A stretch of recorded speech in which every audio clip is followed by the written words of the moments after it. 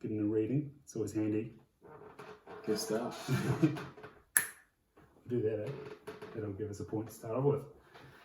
Seamus, bloody awesome. How are we doing? Yeah, well, I'm doing bloody good that this is working. Yeah. Why was it not working before? No, this is the first run. The first round with this? Yeah, with this setup. Like I said, trying to record 4K off the iPhone. Yeah. Yeah.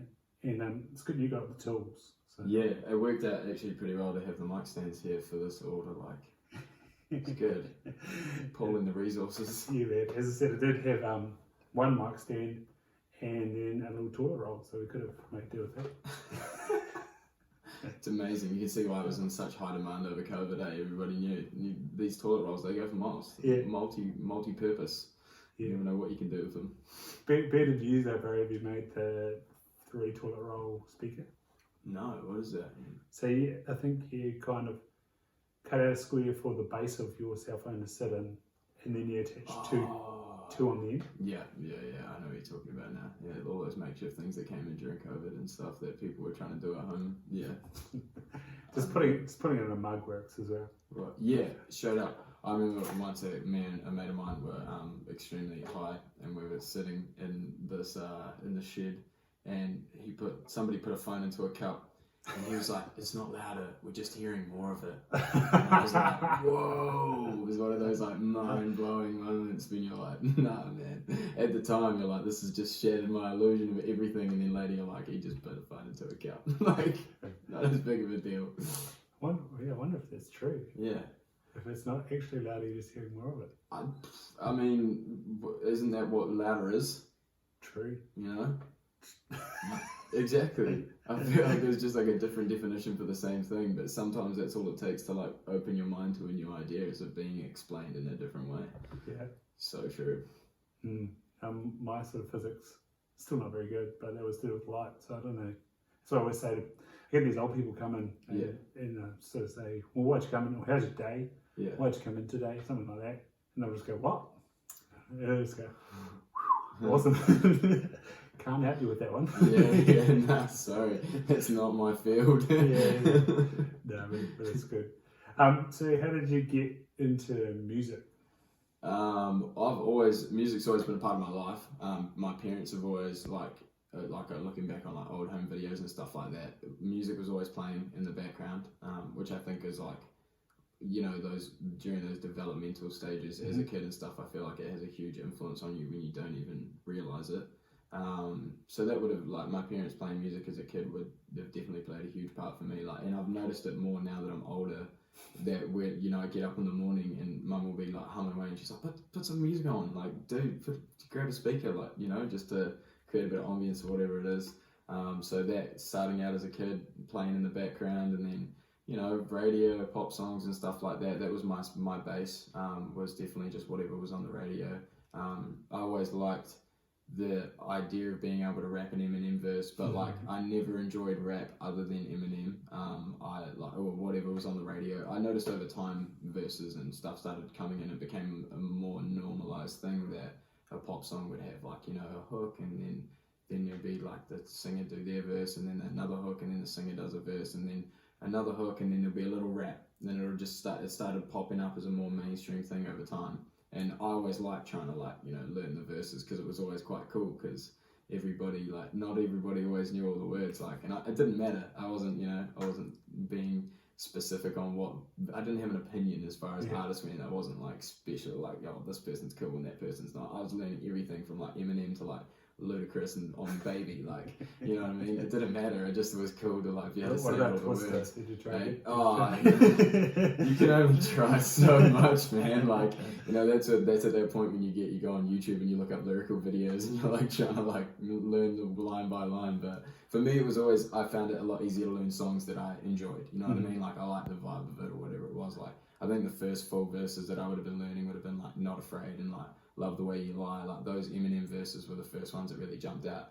But in all honesty, like, I hated rap. It like, as a, like, it, like non-mainstream rap, like stuff that wasn't on the radio, I was just like, I had no time for it whatsoever. I was like, this is trash, you know, like, it's just all bitches and money and clothes and all of that. Oh yeah, probably shut that door. We're bringing the wildlife in. Yeah. Hey, look, it's a natural setting. We like it. But yeah, so like those mainstream stuff was my main thing, and then like everything else outside of it, I just thought was like rubbish. Like I thought they were just talking crap, and I thought it was a world that I couldn't relate to. I wasn't growing up in that, you know. Like I always thought it was very like, you know, it's a black like art form. That's where it came from, like African American. It's very like that's the base of it. That's the base of all rap. Like it started with like jazz and, you know, works its way up. But that was the cultural appropriation that like was the base of it all, and it wasn't a world that I understood, so I didn't relate to it. But then as time went on, you know, I got to high school and I started listening to rock and roll. All of my mates were like hard out into rock and roll, like everything about it, like that was what they'd grown up with, that's what their parents had been listening to, and in turn they'd been listening to, and I got into that, and that created a new stream for me. Started listening to like Pink Floyd, Guns N' Roses, like on and on and on and on. And then it wasn't until like year 11, year 12 probably, year 12, I started partaking in some extracurricular activities outside of school with some friends from the Bay, and they all listen to rap, and I thought it was absolute trash. I'd go around there and I'd be like, fuck, like prime time, like Kendrick Lamar, like his like first albums like that were coming out on Spotify and stuff, like Good Kid, Mad City, and I was like, turn it off, like this is rubbish. And it wasn't until one day, me and a few friends in a shed in some grass, sitting there smoking away, having a great time, and Isaiah Rashad, Shot You Down, came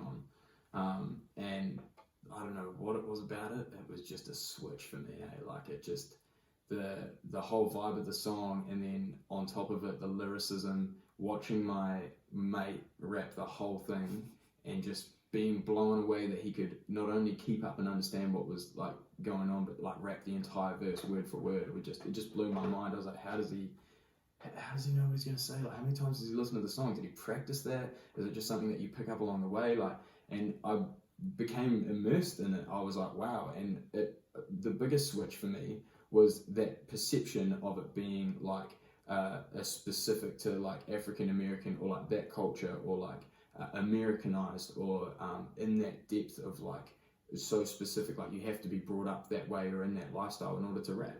But like rap is just people telling their story, like that's all it is. And like I realized that listening to that Isaiah Rashad song and listening to that guy rap, my mate rap it, I was like, wow, he's not just talking about money, hoes and fucking clothes and like all of that shit. Like he's talking about real stuff. Like he's talking about his life. He's talking about things he's gone through. He's talking about, but not directly. It's all metaphors and like creatively spread out. And it just completely switched my perception of what rap is from like, you know, like quite a like gang associated, scary sort of like idea that was for like the rough guts and like people that had grown up and like, you know, turned into that, like the Eminems of the world. Like, you know, that's what rap was in my head. And then I realized that like I can tell my own story with rap, you know, if I feel that way.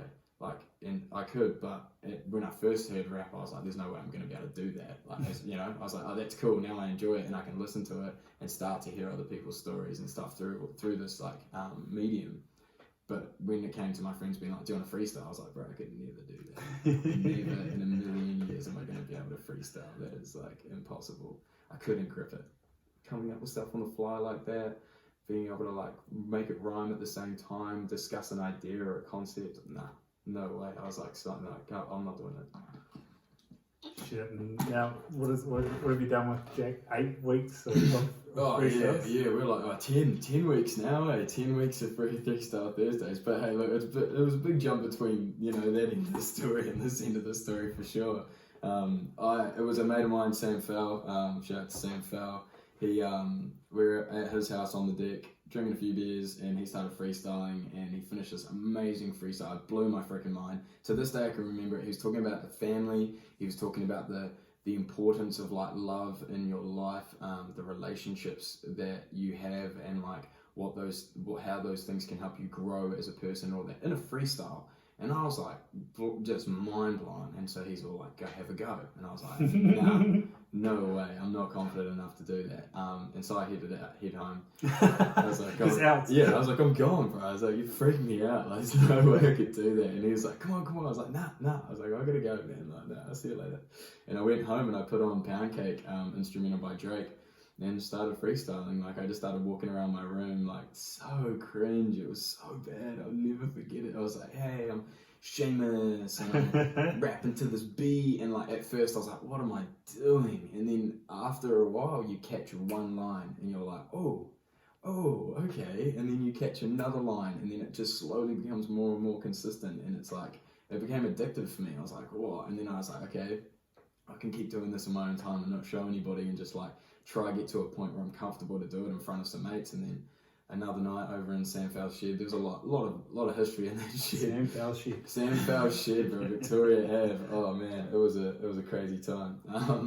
But in that shed, me, Carl Swaby, Callum Mitchell, we were all there, and we were just mucking around drinking, just finished a game of beer pong. They put on Pound Cake and started like playing the beat, and they were like asking Callum to rap. They're like, yo, Callum, rap. And he was like, no. And then I was like, should I try it? He's like, bro, you can do it if you want to do it. And I was like, oh, okay, I'll give it a go. Never forget it. I rapped about like being in a dark corridor, because I closed my eyes because I was like too scared to like look into the world. So I'm just gonna close my eyes and freestyle and hope it turns out alright.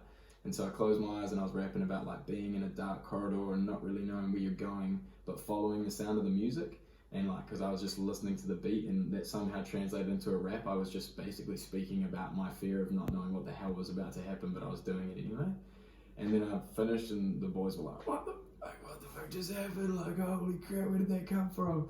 And like, you know, you never know how where the quality of it was, but it was a hype, it was a moment, and it was huge for me as like it was fuel. It was like, whoa, okay, I can do this. And like, you know, when you're in high school, all you want to do is fit in. You know, you want something that people respond to. And I'd never in my life done something like that people had responded to in that way. And I was like, okay, this is it. This is the thing I need to focus on to like get people to like, you know, see me as something more extraordinary. You know what I mean? Like, I can do something cool.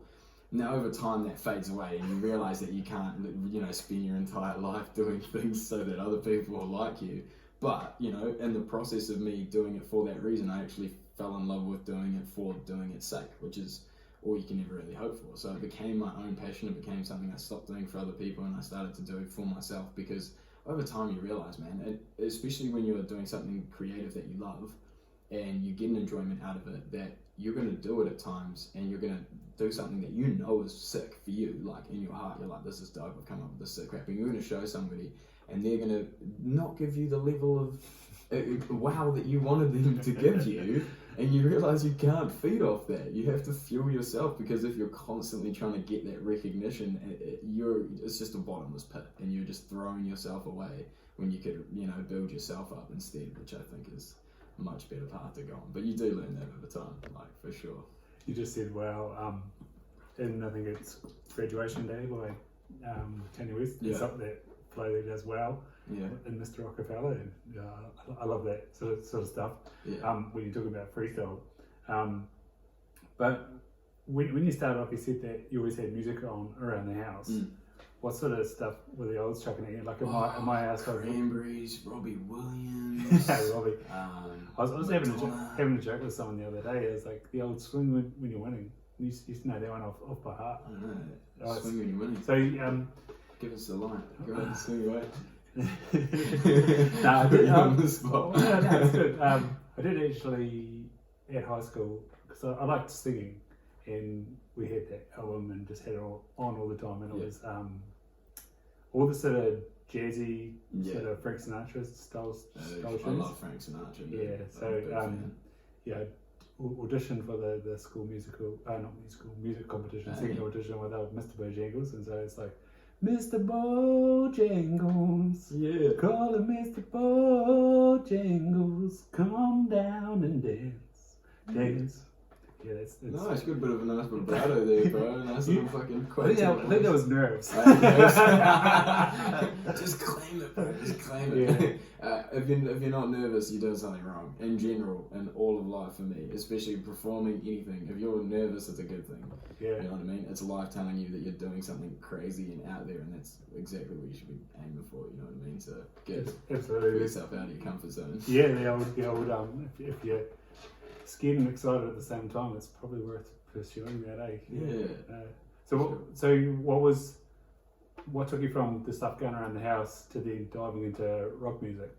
My boys. I was going when I was at Dannyburg High School. Dannyburg? Dannyburg, yeah, bro. DVK, represent, bro. That's so can you speak Viking? No, I don't speak Viking. I don't know if anyone in Dannyburg speaks Viking. We should go to science. My mate House, she grew up in Norsewood. Oh yeah. She recited some song that they sung Really? in primary school. I was like, good shit. Norsewood though, man. Different breed. Different kettle of fish. Different kettle. They were all up with the trolls and all that dodgy business. It's not Dannyburg, bro. Not Viking. It's like Woodville, Dannyburg, and Norsewood, like this little 3 small towns in between, like slightly bigger towns and cities. It's like. It's an interesting one. Then you got the white buck, you know. Like it was we got to have our lines, you know. To most people, it's just a big strip of road between Palmerston and Napier, or even Wellington and Napier. But you know, there's stuff going on in these little towns in New Zealand. We got our lines. We got our definitions. People are definitely I don't know, man. Like everyone comes from their own little neck of the woods, and you don't realise unless you're actually from there how specific those little areas are to like each person that grows up there. But that's the beauty of it, though, I suppose. Yeah. But yeah, Dannyburg was a good place to grow up, to be honest. I mean, I think it's quite. There's a lot of animosity towards it for people that I think stick around too long, or even just like happy to blame their environment for their like circumstance and everything that's going on. I feel like it's an easy thing to be like, fuck Dannyburg's such a shithole, like I grew up in this little town, you know, you just get in that ball. Or you can be like, oh sick, I get to grow up in this little patch of town where like everybody knew one another, and like it was a good community, people were looking out for one another, like you couldn't go anywhere without seeing someone you knew, and like there's a beauty to that, you know. I think it was a really good place to grow up. Good people. I went to good schools, you know. I got a good education and made the most of my small town situation. And then, you know, as soon as I was 18, I was out. Where'd you head to? England. Yeah, I went full-fledged. I was like, see you later. I did Latitude. Have you ever heard of Latitude? No. It's like a program they do for like leaving students out of high school, and you can do it when you're older and stuff as well. Is it like Gap Year? What? Gap Year, yeah, it's like Gap Year. I'm on Gap Year. Yeah, exactly. I was on my Gap Year. There's different ones too, Camp America and stuff like that. But I went to a place called Blackwell Adventure, which is like basically like summer camp. You imagine just like rock climbing, abseiling, flying fox, all that kind of stuff. But I was the instructor. So yeah. How good were you? At instructing, 10 out of 10, mate, safety rating, on 5 stars. Nobody's complained. You know, everything went well. We had a few mishaps, not like with any clients, but with us just being drunk. Because, you know, you imagine you put 13, 14, odd 18-year-old kids fresh out of high school on a completely foreign soil with all the freedom to do whatever they want outside of work. You know, there's going to be a few stories. Like, it was a good time. It was a really good time. I'm not going to complain. Were there a few dusty days at work? Oh, yeah. Most days were pretty dusty at work, to be honest. Like, it was borderline as, but, you know, we got it done. So what's the vibe in Blackwell? Oh, so Blackwell's like, Blackwell's the name of the camp.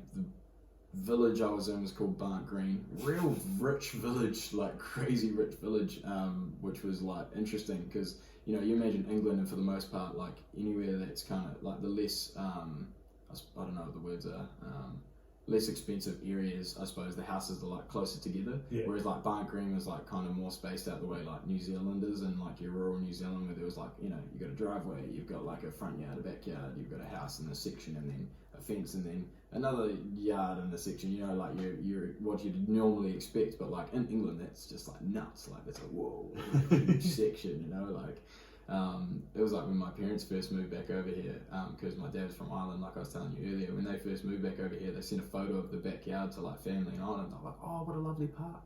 That's so nice. Like, is that close to your house? They're like, that's the backyard. That is their house. Yeah, that's the house. Ireland. Yeah, exactly. But yeah, no, it was a really good area to be in and around, like real safe, which was cool.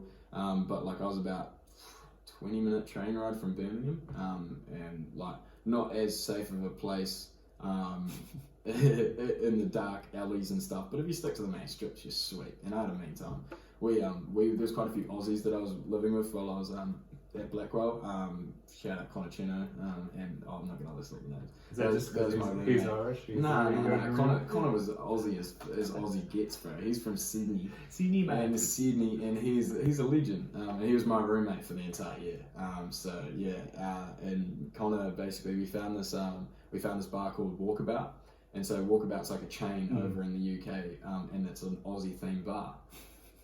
And so, of course, we go all the way to the other side of the world and spend every Friday night in this Aussie thing bar.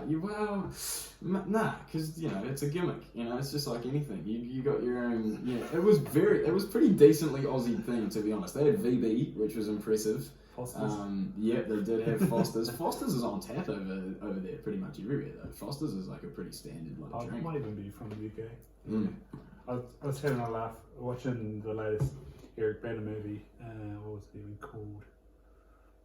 Doesn't matter. But it was like it was like a real thriller type. He's a cop trying to solve a murder in his hometown, and he was caught up in a murder. Well, turned out to be suicide murder. Can't remember. Spoiler. All the Eric Bana fans out there. Idiot. He's in the bar in rural Victoria and they're drinking Budweiser. It's just like, who made this? What a stitch. Come on, do your research. I was like, some bloody producer. I reckon it was probably like that. They're drinking VBs and then it was like Budweiser rocks up and they're like, we'll pay you $500,000 to make them drink Budweiser instead and advertise our drink, and they were like, sweet, like this is not really that important to the plot. I'm happy to put that out there.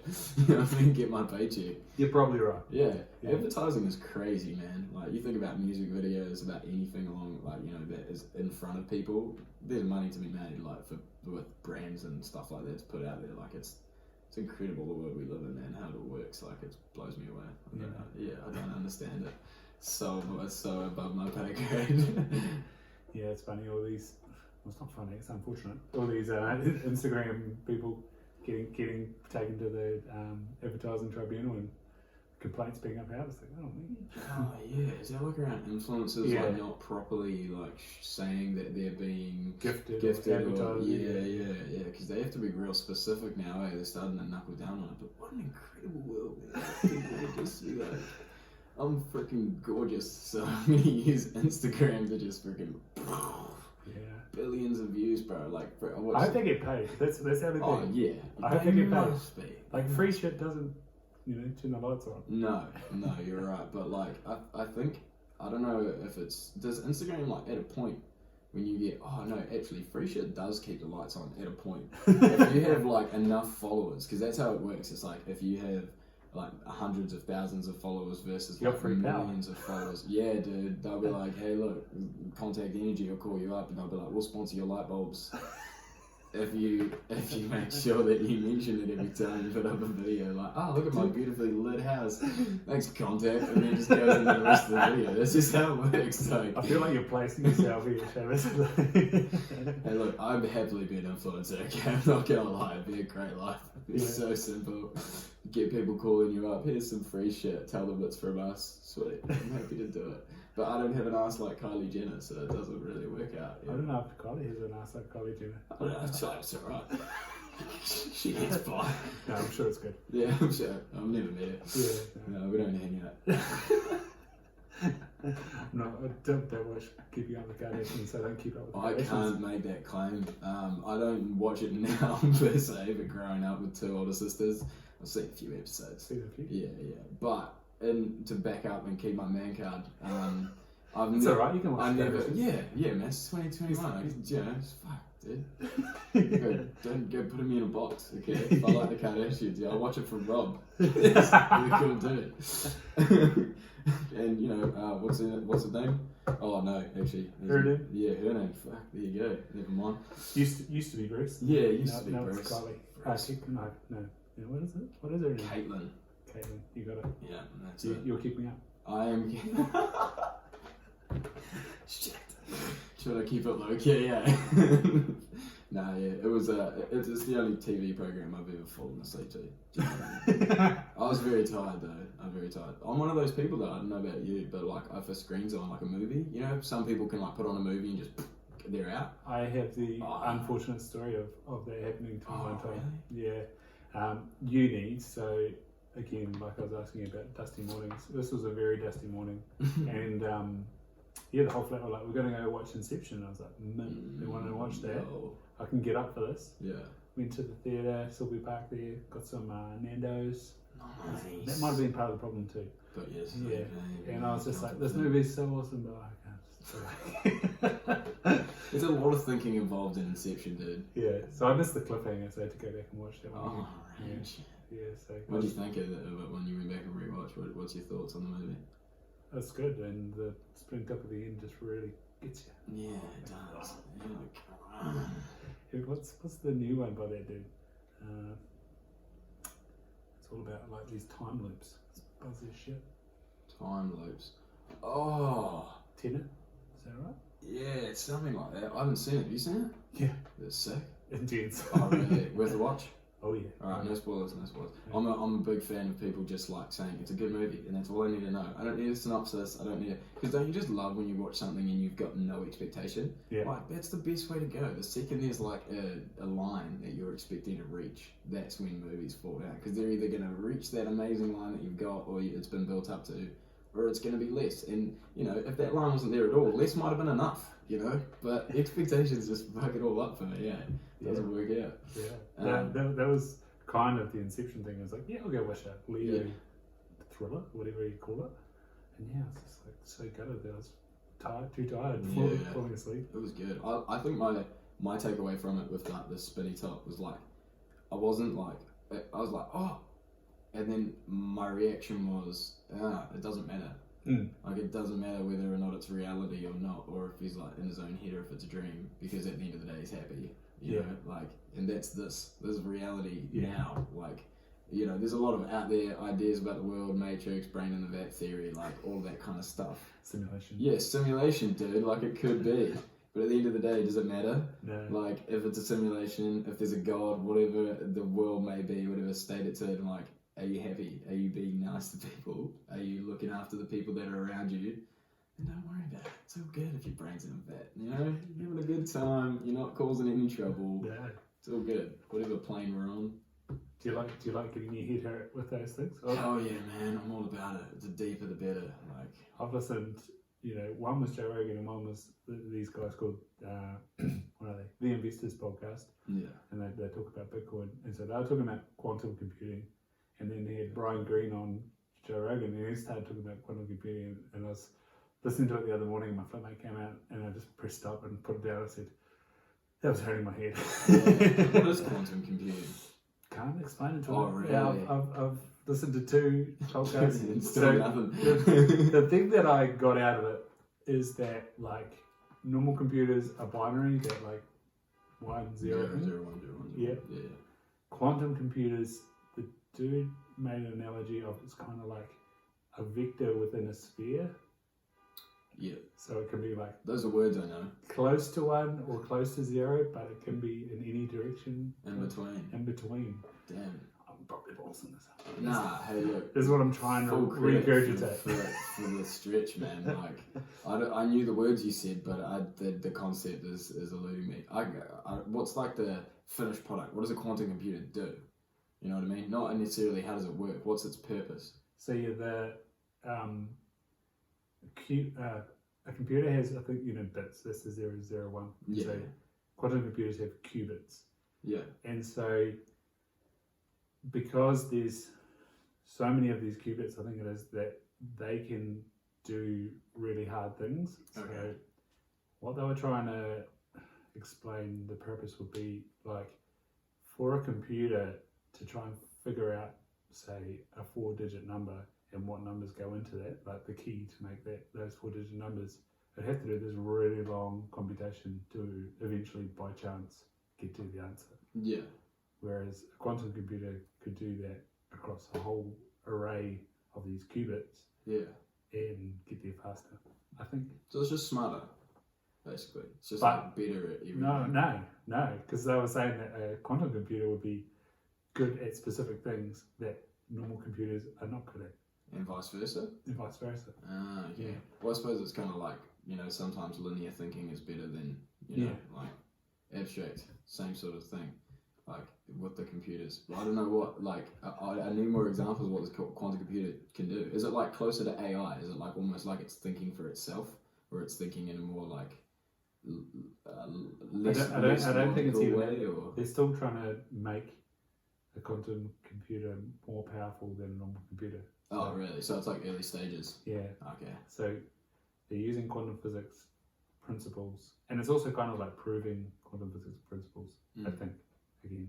Cool. I've listened to 2 of these and I still don't get it. Yeah, that's fair. I feel like if Which is you probably do- a good thing. No, and it's good that you recognise that, because a lot of people are like, podcast experts, or like, even just like they see like a title on something on Facebook, and they scroll past and it's like, the moon's made of cheese, and they're like, bruh, do you see that thing, man? The moon's made of cheese, and they're just convinced, like instantly, like bang. They reckon that what is it? It's like there's some percentage. I don't know what the percentage is, but you're basically more likely to believe something that you like read on your phone than if somebody were to like hand you like a piece of paper with like information on it. Like you're more likely to just scroll through and be like, oh yeah, sweet, and just that's in your brain. You start cool. Like that's something that you've now got, even if you're not. Even if you don't have an understanding of it, you're just like, oh, there's a title, and the title might be a catch, like clickbait or whatever. But like people that they're experts, they've figured it all out now. They've seen that one article, and now they're like, I know how this whole thing works, and it's like, nah, man. Do you know what that's called? Nah. It's called the Dunning-Kruger effect. Okay. And so like during COVID, that was so massive. Oh yeah. And lots of people have global warming too. Like I've watched one Netflix global warming documentary. You know the one thing that does confuse me about global warming, right? It's climate change, man. Yeah, well, I understand it all. No, I don't. I get it. Yeah, I get It it. came out of my mouth, and then I realised the line of this conversation, and I was like, I need to make sure I mean that. So, look, I have a general grasp of like how it works. Like the world's getting hotter, and the ice caps are melting, and we're fucked, right? So, the one thing that I don't. I like that part. Yeah, We're fucked. We're fucked. Yeah. But like I said, simulation, brain in a vat, we're fucked. You're a good person. Keep going. So if the water levels are rising, right, and we have way too much water in the world, but also one of the biggest problems in the world is that people don't have enough water to drink. We could do something with that. We could make there's machines, bro. There's machines that fucking turn salt water, seawater into fresh drinking water. It exists, and it'll just extract all the salt and everything else. Get a bit of extra stuff for your chips, and then give everybody a nice cold bottle of water to drink. I don't know. They might even make electricity. I don't know. Yeah, well, no, but this is the thing. Okay, to the roots of it, right? The roots of everything that is me as a person, and music, and everything that I do. The whole idea of it is to, in whatever way I can, no matter how small or big, is to make the world a better place than when I, got here. And I love to do it on a huge scale, obviously, but like it all started for me with these types of conversations with people, like.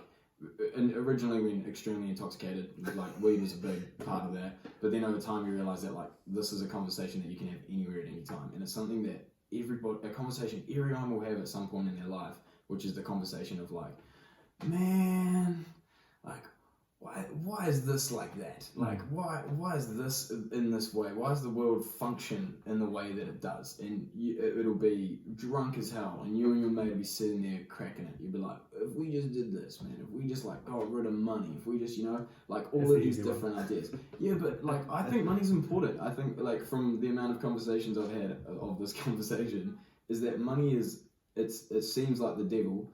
But in a general sense, it's a good motive for people. It's incentive for people to go out and do stuff because naturally people don't want to do shit. Do you want to clean that toilet? No. I'll give you heaps of money to do it. All right, I'll do it. You know what I mean? How much money? Yeah, how much money? Let me see it. And put it in front of me. And so I think that the only problem with money, as it is, in my opinion, is that it's in between our needs. It's a middleman for survival. If money was used just for wants, like if everyone on the planet was provided for